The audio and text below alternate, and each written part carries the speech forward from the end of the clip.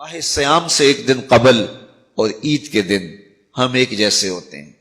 جہاں ہم رمضان سے ایک دن پہلے کھڑے تھے، عید کے دن بھی ہم وہیں کھڑے ہوتے ہیں.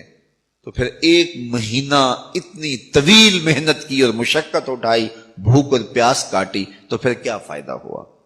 آپ ایک ڈاکٹر کے پاس جاتے ہیں اور اس سے دوائی لیتے ہیں اور مہینہ بعد اس کو استعمال کرتے ہیں، اور مہینے کے بعد آپ ٹیسٹ کرواتے ہیں تو جہاں تھی بیماری وہاں کی وہاں رہی.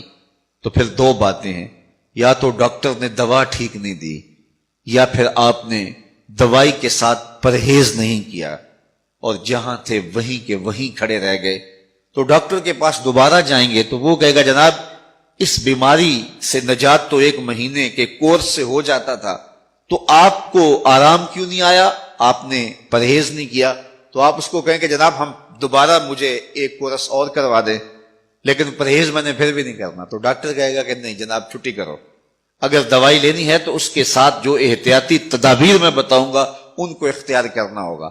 لیکن اگر کوئی شخص پھر دوسرا مہینہ کھاتا ہے اور احتیاطی تدابیر اختیار نہیں کرتا اور پھر ڈاکٹر کے پاس جا کہتا جناب آرام نہیں آیا، تو ڈاکٹر پھر اس کو کہے چلو دوبارہ لے لو، تو وہ تیسرے مہینے بھی کھائے، چوتھے مہینے بھی کھائے، ساری زندگی بھی کھاتا رہے، احتیاطی تدابیر نہیں کرے گا تو جہاں صحت تھی وہیں کی وہیں رہے گی.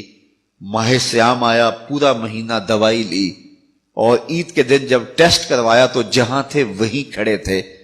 یا تو پھر دوائی ٹھیک نہیں ہے، میرے رب کی دوائی کس طرح ٹھیک نہیں ہو سکتی؟ جب اس نے کہا ہے لعلکم تتقون، تم روزے رکھو میں ضمانت دیتا ہوں تمہیں تقوی ملے گا، تو پھر تقوی نہیں ملا ہے تو پھر ہم نے روزے کی احتیاطی تدابیر کو اختیار نہیں کیا ہے اور اتنی طویل مسافت کاٹی ہے، مشقت کاٹی ہے، بھوک کاٹی ہے، پیاس کاٹی ہے. لیکن اگلے سال ہم پھر آئے تو ہم پھر اسی طرح وہ مشقت کاٹنے لگے اور احتیاطی تدابیر ہم نے پھر اختیار نہیں کی.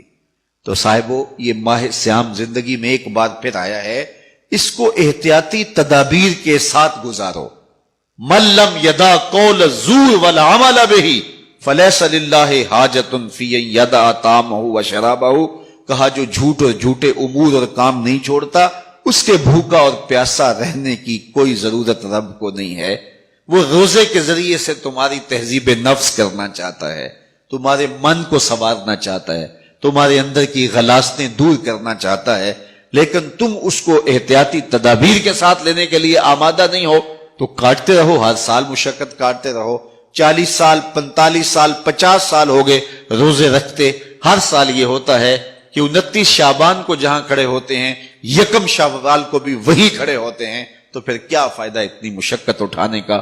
تو ماہ سیام زندگی میں ہمیں ایک بار ملا ہے، ایک بار ذرا اس کو احتیاطی تدابیر کے ساتھ گزار کے دیکھیے تو آپ دیکھیں گے کہ یہ روزہ کس طرح من کے اندر روشنیاں ڈال دیتا ہے اور کس قدر تقوی کا نور نصیب ہوتا ہے. تو زندگی میں اس ماہ نور، ماہ سیام رمضان المبارک کو پوری احتیاط کے ساتھ، پورے حزم کے ساتھ اور جو بتائے گئے اصول و ضوابط ہے ان کے ساتھ گزاریے. آنکھوں پہ بھی پہرا بٹھائیے، خیالوں پہ بھی پہرا بٹھائیے، سوچوں کو بھی آوارہ نہ ہونے دیجیے، رزق بھی پاک لیجیے، اور زبان پر بھی کوئی ایسا جملہ نہ آنے پائے جو رب کی ناراضگی کا سبب ہو. خیال بھی نہ بھٹکے، نظر بھی نہ بہکے، اور ایک ایک عمل زندگی کا خوبصورت ہو، منظم ہو، مرتب ہو، اور ادھر 30 روزوں کی بھوک ہو. اور پھر نتیجہ کیا ہوگا؟ میرے رب نے وعدہ دیا ہے لعلکم تتقون، تمہیں تقوی کا نور نصیب ہو جائے گا.